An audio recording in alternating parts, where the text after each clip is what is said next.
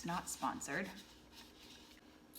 Hi everybody, thank you so much for tuning in. My name is Becky. This is B-Dunk's Astrology. Before we jump into the forecast, I wanted to take a quick second to remind you that if you are enjoying these weekly forecasts and all the other forecasts I put out, if you could like and subscribe so you're always up to date with any new episodes that I do put out. And if there's anyone in your life who you think might enjoy these episodes as well, send them their way and share the love. And lastly, I do offer one-on-one astrological readings. So if you would like to book that with me, you can check the show notes and the links to that should all be there.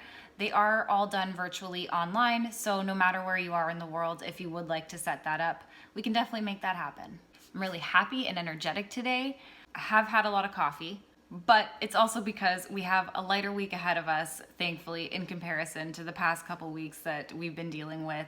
We've been dealing with a lot of heaviness, a lot of tension from all of the Mars action, the Saturn action, Pluto, and Mercury. But this week, Venus is making some rather fortuitous aspects, and it should bring some lightness and just some more harmony overall into the week. The Sun is also entering Scorpio this week, so it's Scorpio season coming up. Scorpio season is a season of passion and intensities and transformations and truths being revealed. We will dig deeper into Scorpio season later on in the episode, but I did overall just want to keep this episode lighter and focus on some of the more happy aspects as opposed to some of the heavier stuff that we've been talking about the past couple weeks. Switching the vibe up. On Sunday, October the 18th, the Sun is going to be making a square to Saturn. The Sun is sitting in Libra while Saturn is still sitting in Capricorn. This aspect does have the potential to make us feel like we're being put to the test somehow. Like we're under the microscope of the authority of Saturn.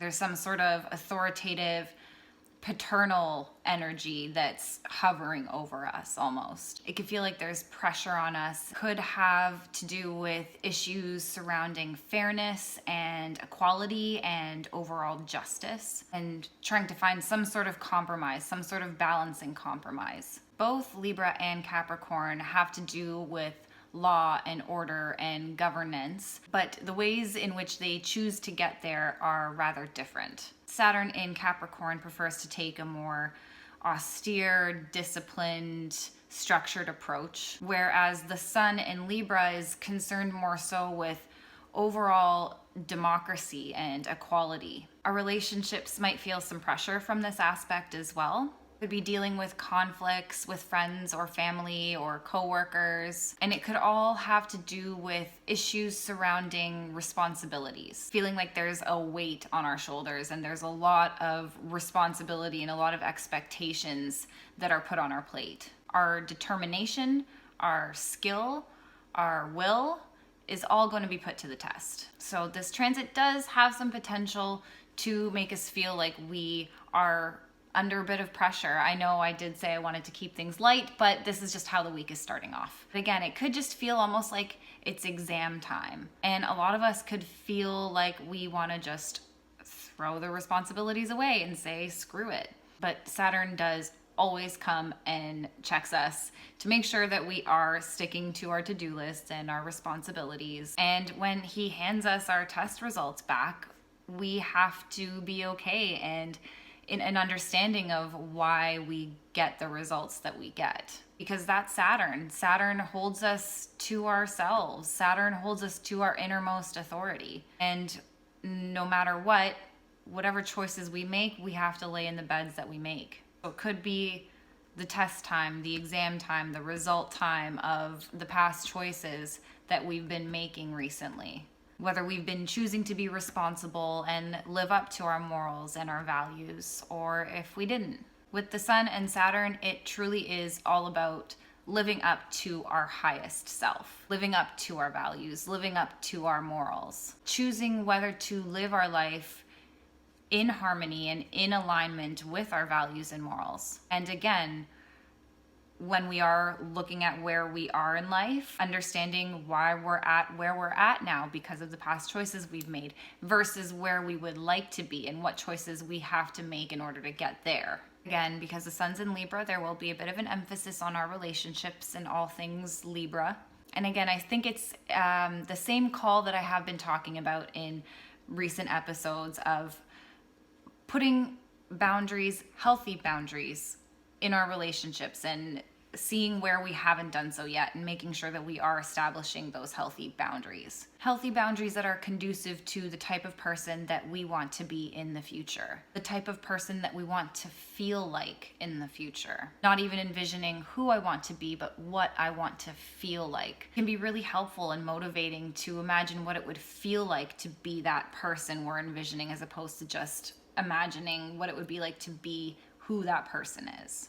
On the same day, we have Venus opposing Neptune in Pisces. Venus is sitting in Virgo and Neptune is sitting retrograde in Pisces. Tension that we see between Virgo and Pisces is that Virgo strives for precision. Virgo strives for order, whereas Pisces, I don't want to say couldn't give less about order, but really just goes with the flow. Virgo is concerned with what is right, what is the right answer. Pisces is open to all answers. Virgo wants to improve and perfect, and Pisces is okay chilling with what is. There's a sense of graceful surrender with Pisces, whereas Virgo is a little bit more anxious. There are potentials to face some conflict and issues within our relationships here. It could bring up issues of martyrdom, playing the victim role, feeling like you're playing the victim, or you're dealing with someone that's taking on this victim role of wanting to be saved. Or alternatively, playing the savior role, or that person is trying to save you. But taking on the role of the fixer, overextending ourselves to try to fix someone else and taking on someone else's problems. Or again, alternatively, you could be the one playing the victim and hoping that someone comes and saves you. At worst, Neptune can get lost in fantasy and over-idealize what a relationship could be like. It is likely getting lost in retrograde in the fantasy realm of Pisces. Therefore, dreaming up, again, radical and romanticized ideals, or near impossibles, depending on how you look at it. Whereas Venus in Virgo is trying to refine and polish and perfect everything, all of the little things that are wrong within the relationship. So this could bring up issues where you and this other person or whatever it is just don't see eye to eye on the approach of how to resolve any issues. This could be money issues, this could be issues with just the relationship in general, but it could also be our relationship with money as well, since Venus does rule finances. But our relationship to money itself could be the relationship that's under stress. Maybe we've been lost in a bit of a daze and sort of ignoring the responsibilities of our finances and not wanting to face some of the harsher realities. So this is a good time that we could take advantage of this precision, laser-like focus of Venus in Virgo and get our finances in order if that's something that we've been putting off. On October the 19th, Venus is going to be making a trine to Jupiter. Jupiter is sitting in Capricorn. Again, Venus is in Virgo. This is a really great aspect that brings in an easy flow of energy between these two planets. And it's going to bring in a lot of really light, positive, sociable energy. This is a great aspect to socialize as much as you can right now. I know there's a lot of restrictions that have been put on people lately, but if you are able to, definitely get out there and socialize, hang out with friends. This is a great time if you're single and dating to meet new people. We're going to be feeling more into ourselves, more attractive, more expressive, more able to relax into ourselves and express that openly to people and comfortably. We'll be feeling more affectionate and compassionate with this aspect. So this is a great time to mend any holes in our relationships if there are holes in relationships. Like a shit. Sorry. Holes in the boat. Get it? Okay, I'll stop. So if there are any issues that we do need to resolve, they should be ironed out rather smoothly during this time.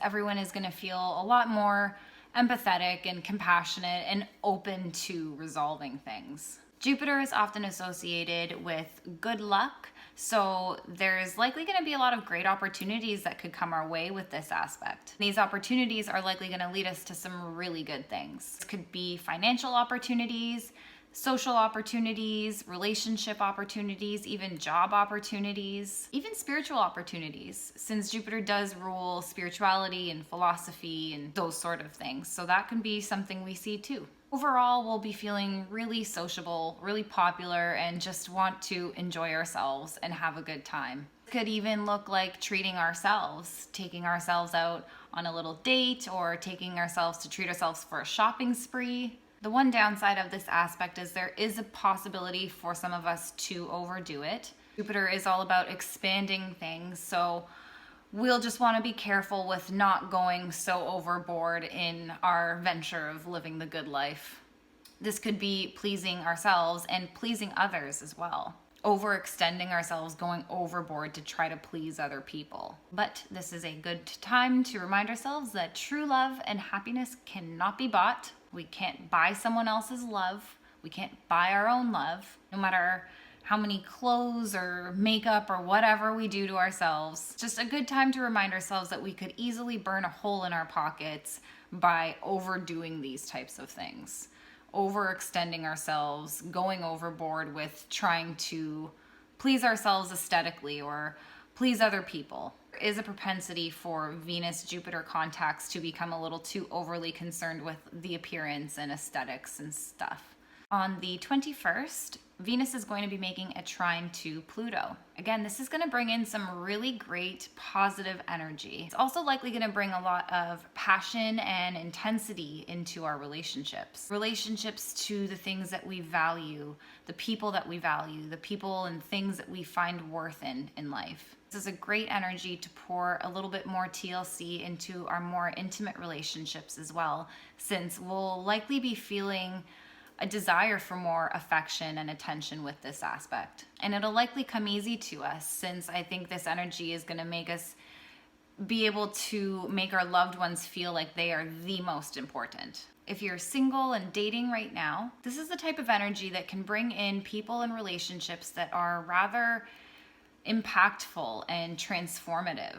The type of relationship that could start off maybe really intense at first and then the heat dies down after a while, as it usually tends to do in relationships. But there's still a lot of potential for this person to be a lasting relationship, a very karmic relationship, a person that's conducive to your growth, a person that's able to challenge you and test you in all of the best ways. We can also apply this intensity and this passion to our relationship with our finances. Again, Venus ruling finances. Anything that we find value and worth in, those relationships are all being highlighted right now. This could go beyond money, art, music, our home, our physical appearance. This is a wonderful energy to take advantage of if we want to completely revamp and transform any of those areas. We could devote our attention to redecorating, revamping our closet, our wardrobe. If you want to get a new hairdo, get some bangs, now is the time. Just don't ever do it yourself. Don't ever cut your bangs yourself. Go see a professional.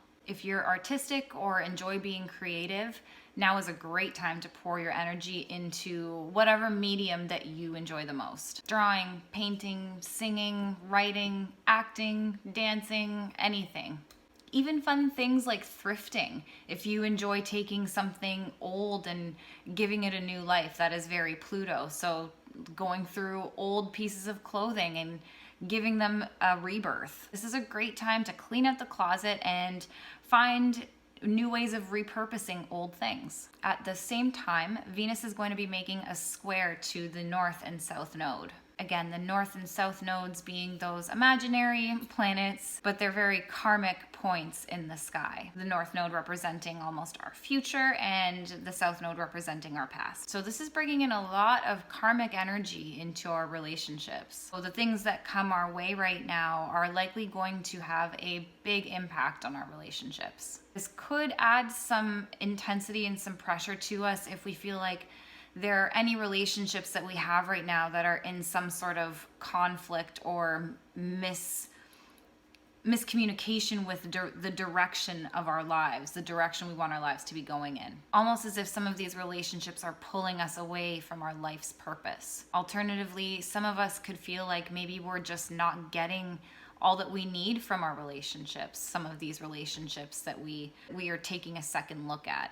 It could be due to potentially high expectations that we're holding, which is neither a good or bad thing, yet could lead us to a feeling of not being fulfilled in love and have this great need for attention and affection, but experience great difficulty in being able to satisfy it. Maybe this is due to the fact that some of us are continuously, subconsciously choosing the wrong kind of relationships. Those kind of relationships that we unknowingly choose for ourselves because really that's all we've ever known. That's what we're comfortable with. Or maybe we've been telling ourselves a story that that's all we deserve.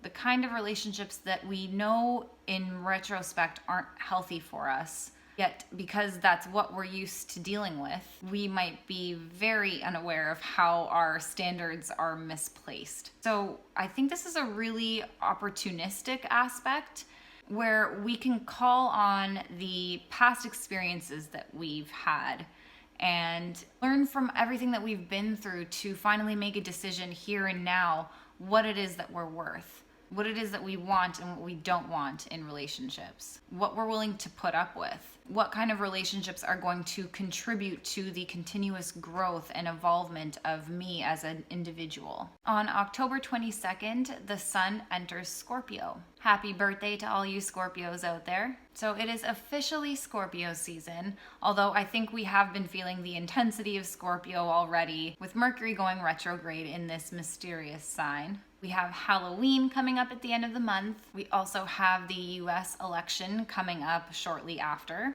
Both can be equally as frightening. Scorpio is a sign of intensity. The word Scorpio or scorpion comes from the Latin word scorpius, which means to cut. And Scorpio is able to do just that.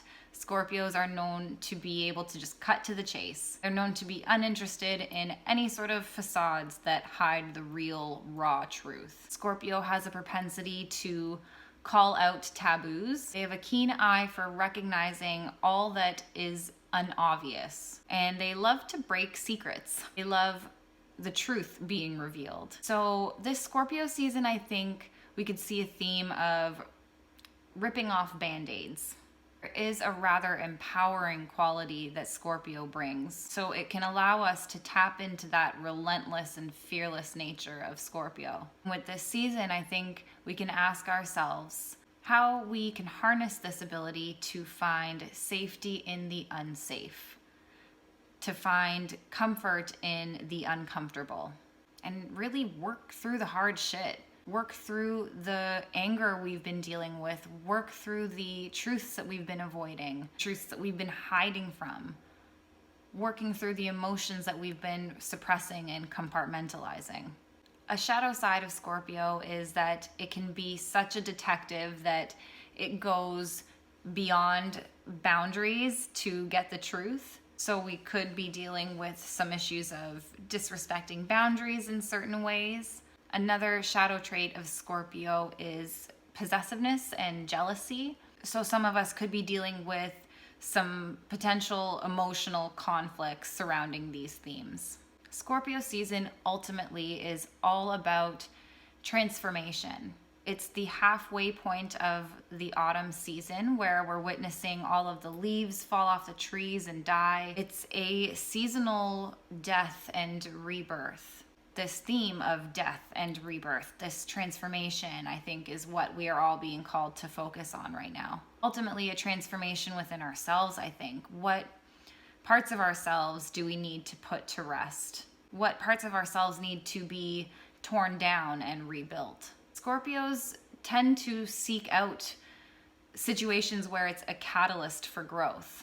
Some of us could actually be finding that we are intentionally putting ourselves in these situations where we're going to be challenged and made to face our monsters. We just need to remember that we don't always have to face our monsters alone, that we can rely on the relationships that we have in our lives, the other people we have in life, to help us when we need it, to seek out the help of others who we see as a source of strength. On October the 24th, Venus is now going to be making a trine to Saturn. Saturn is sitting in Capricorn. This is some great energy once again. I think that can make a lot of us feel really humble, really willing to put some honest, earnest effort into our relationships. Since I think we will be taking our relationships and our romantic love life a little bit more seriously with this energy. This is an ideal transit for long-term commitments, whether that's in our love life, whether that's in our finances, our assets, our business deals, our jobs. This is a steadfast and stable type of energy that any of these relationships could really benefit from if we take advantage of it. Using this practical energy from this earth trine of the precision and the perfection of Virgo and this sense of duty with Capricorn. Any matters of money or finances or business can really benefit right now, since we'll likely feel confident and enabled to take on a lot of these types of matters and handle them with confidence and grace. We might be able to even hunt down a really good deal right now, so long as it's not too risky, but the type of deal that's likely going to produce long-term benefits. If you're single or dating right now, there's a good chance that whoever you encounter is likely going to impact you on a really deep, long-term level. In this relationship, this person does have the potential to turn into something more serious and long-term. You're likely not going to be running into anyone that's going to fuck around with you or ghost you. More marriage material, soulmate type energy is in the air with this aspect.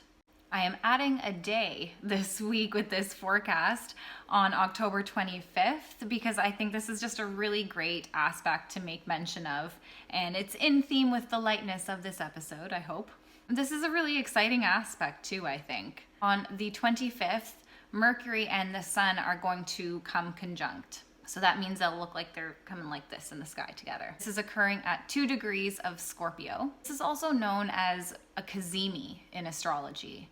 Whenever a planet comes right in conjunction with the sun, that's a cazimi. This is also the start of a new Mercury cycle. Mercury cycles last for about 116 days or roughly 4 months. So this is a great time to be making some new mental goals, learning goals, educational goals, communication goals. These types of goals that we can make for ourselves that we can expect to see come to fruition towards the end of February 2021, when the next Mercury cycle will begin. Whenever the Sun and Mercury come together, this aspect increases our self-knowledge, our self-awareness of our mind. It puts an emphasis on the importance of knowledge, and I think we'll all be really in tune with our thinking mind. The Sun and Mercury are never more than 28 degrees apart from each other in the sky.